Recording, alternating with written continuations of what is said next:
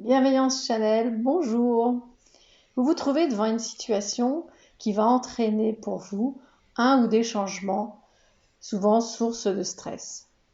Comment pouvez-vous y faire face et quelles sont les différentes manières à envisager pour pouvoir s'adapter à ces changements?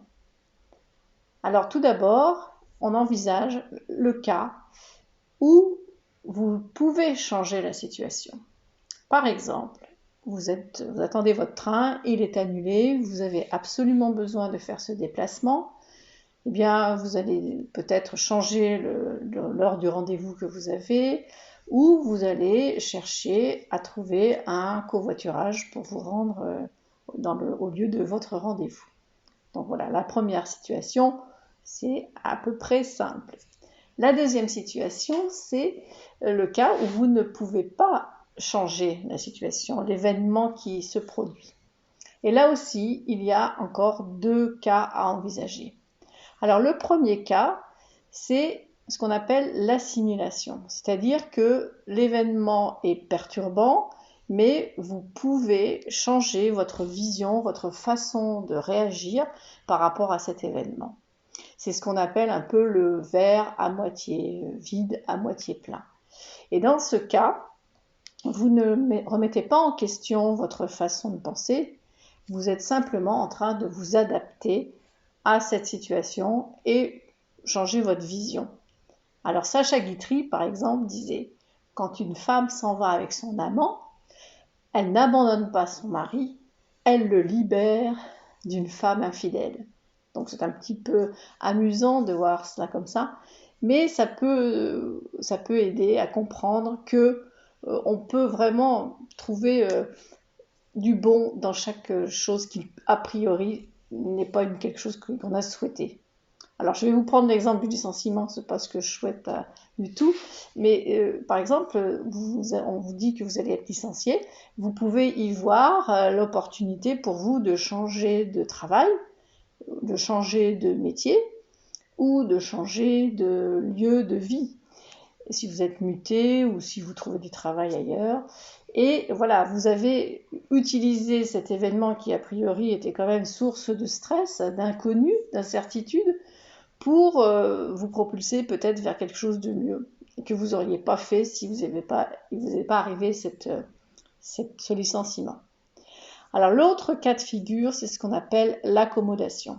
Et dans ce cas, l'événement est vraiment trop perturbant, trop envahissant pour qu'on puisse l'assimiler. Et là, on va donc être obligé de revoir notre façon de penser, notre façon de voir le monde, nos croyances, nos relations aux autres. Et dans le cas, par exemple, de la perte d'un être cher, d'un enfant, d'un conjoint, on a une nouvelle identité. Quelquefois, on est obligé de changer de lieu de vie. Et là, l'adaptation, elle est quand même beaucoup plus complexe que dans le cas précédent.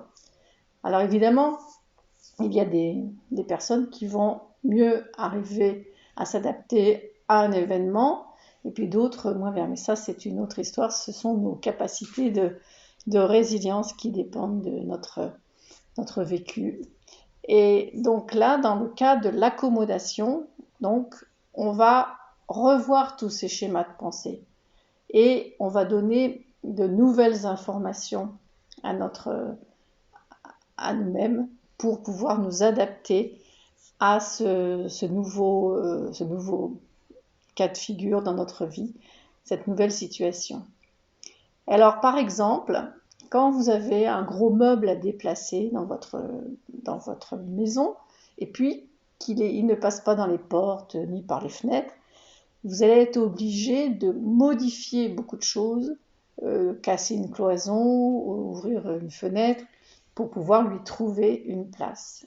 Alors, dans le cas d'un événement douloureux, ben voilà, il va falloir peut-être réaménager beaucoup de choses dans notre tête, dans notre vie, pour pouvoir lui laisser sa place à cet événement. Il est là, on ne peut pas l'effacer, on ne peut pas le casser, le détruire, donc il faut lui trouver sa place.